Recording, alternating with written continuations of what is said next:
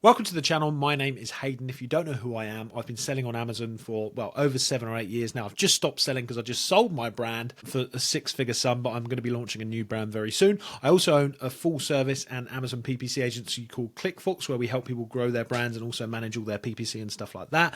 In this video, I want to exactly walk through, without using tools like Jungle Scout, Helium 10, all that sort of stuff, without using tools so that you can save money. How can we do product research? How can we find if we can compete in keywords without using tools, without spending £100 a month on software, and then how to find product opportunities once again without using software. So doing it manually the old way. Let's dive straight into the video. Let's share my screen. What's happening here? Share the screen. Let's go to the window there and let's hit share. So you should be able to see that. So guys, what I've done here is just typed in, I know, for example, it's Mother's Day coming up. So I've typed in Mother's Day gift hamper just randomly here. So I'm going to show you how you can sort of go down rabbit holes and start finding opportunities without using software. So for example, I've typed in this random keyword. Now, the keyword that you initially search for completely depends on, your preference, for example. It could literally be anything, but it does matter if you're going to do private label, if you've got the sort of means to go and find great manufacturers for private label, if you want to do some sort of wholesale hybrid bundles way, whatever, where you're just doing a couple of multi-packs with random items, or if you want to do proper full-on bundles, proper full-on hampers, wherever you want to sell, this is how to do it, right? You need to decide on the initial search terms you're going to do that are relevant to the type of products that you want to sell. Okay, so I've decided we're going to sell some big old bundle hamper things, therefore I've typed in some relevant keywords for that. Now, the first keyword you type in may not be the one that you're going to target, or it may be, right? So that's where we start the initial browsing from. So I'm going to go through the filters on every keyword. I'm going to go for the product comparison so you can see, is it too competitive? Is this the sort of niche we want to get into? So I've typed in Mother's Day gift hamper. It's got the results there. So the first thing I'm doing if I'm not using a software is looking at the competition. 803 results there. Now, that doesn't mean we can't compete, but it's quite a lot of results, right? Especially for bundles. There's 803 results there. Now, this is seasonal, so they probably won't all be there all year round, but we have to take that into account. We've got 803 results. Ideally, I like below 1,000, so that's good. Even better, I like below 500 or 400, right? This is for unique bundles specifically, right? But it's still fine. It hasn't put me off. There's a few other checks that I want to do right. So all these are sponsored here. So I'm not looking at the sponsored, but what I want to do is look at the first 10 products here. And the first 10 products that I can see are this one here. I'm looking at the price, right? I'm looking at the price for this one. So we've got $9.99, guys. We've got 33, 18, 34, 19. First of all, you want to get a little glance at the price. What's it looking for here? Is it going to be tight margins, or is this something that we can rank for and actually make money? Looks $9.99, $9.99, 18, 18, 15. Pretty different prices depending on the sort of customer, right? So I'm not too worried about the price point. I think we can make profit here. The next thing I want to do is look at the amount of reviews these people have got, right? So this keyword specifically, remember, I'm just, I'm not saying we're going to use this keyword, but I'm just showing you an example of what I do without the softwares to check competition. As I said, first thing I do, look at the results. If that was 10,000, it's going to be an issue. Even over 1,000, I don't really like unless it's private label, right? But when you're talking about bundles, it's okay if it's below 1,000, but that's not the only thing we look at.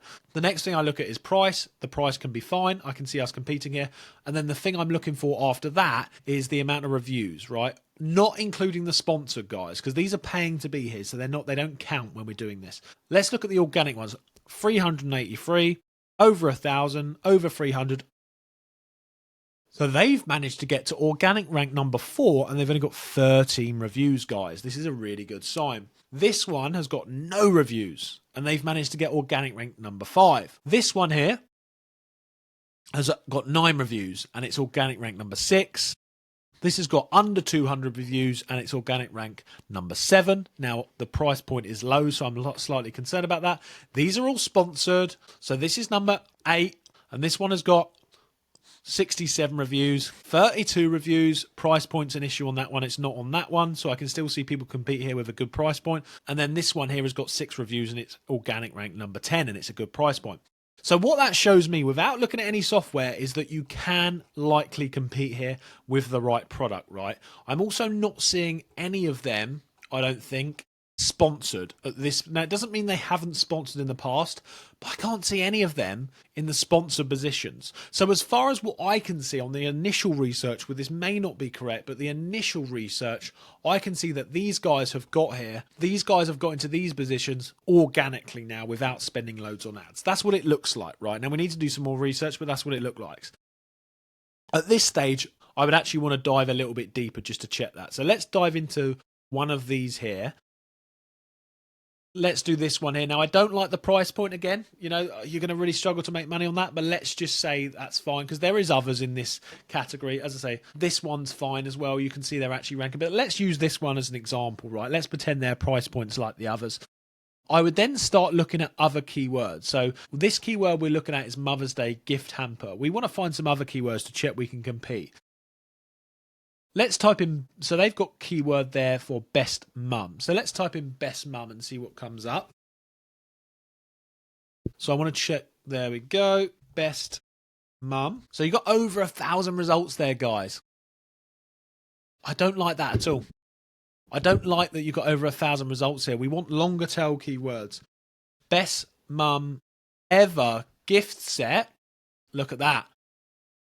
Now, because we haven't got the software, we can't see if this has got much search, guys. I think it has, because it's the sort of thing I think would type in, but we can't guarantee it, right? It's only got 192 results. Best mum gift set. A way that we can see if this has got some sort of search, but we're not going to know without the software, is to see if the competitors have got it in their title. Now, it's a myth to say that you have to have the exact keyword in your title. You don't have to have best mum ever gift set, but if you've got gift set, you've got mum in there, you've got best. Now, if some of these ones have got best mum, look, coffee, gifts, is there set in here?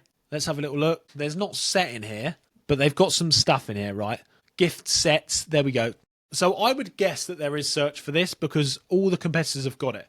But if you've got that set of keywords together and loads of the competitors keep showing it, then what I would do if I wasn't using software is look at all of the best-selling competitors, and you're trying to get a good idea of where all the search is coming from, because that's why it's in their listings. But in terms of this keyword, that could work. I would write that down. It's got hardly any results, and then if I look at the top 10 results on this page, I want to see how many are below 200 reviews, and they're ranking organically. So this has got 43 reviews and it's organic rank number 1. Fantastic. This has got 15 reviews and it's sold over 200. Fantastic. It's organic rank really high. 7 reviews. Price point's a bit of an issue, but 7 reviews, that's a good price point. That's a good price point. That's got 80 reviews and it sold 400. Yeah, so this keyword we could definitely rank for if we've got a good product, right? And these guys are showing up it. Even if it's only got 100 search, guys, it's still a search term, right? To get more searches, what I would then do is have a little look at what other suggestions we're being shown here.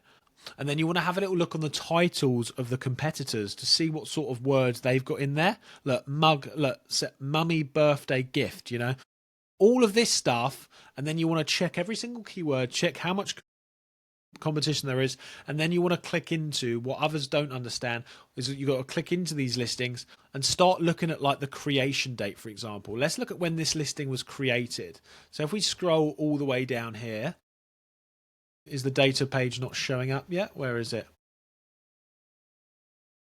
Item details, date created. We want specifics of when this was actually created, right? So it's not showing it, but usually it will show it down here. I'm not sure why it's not showing it. It always shows this. Scroll down to the listing, look at the keyword information. It will tell you when that listing was created. So if we can see, if we can find loads of keywords that the competition have got in their listing, if we can see that some of them have launched recently, and we can see a load of keywords that have got less than 200 reviews in the top 10 organically, that's a really good sign, guys, that you could rank really well for these keywords without using software. It's not guaranteed because the software really helps, but it's a really good sign, guys, that you can start to get a good idea that this niche could work for you with multiple keywords without tons of ad spend, as long as you can see loads of people that are ranking for them without loads of reviews, with under 200 reviews in the top 10, the top 20, with multiple keywords, right? That's how I sort of start looking for, niches, and if we can rank for stuff and how competitive it is without using things like Helium 10 or Jungle Scout and stuff like that. Now, I would recommend using them tools if you can afford them, because it just makes it so much easier. But that's how you can start assessing this stuff, guys. If you want to get in contact with me or my agency to help you out, hit the links below in the description and the comments. See you soon, guys.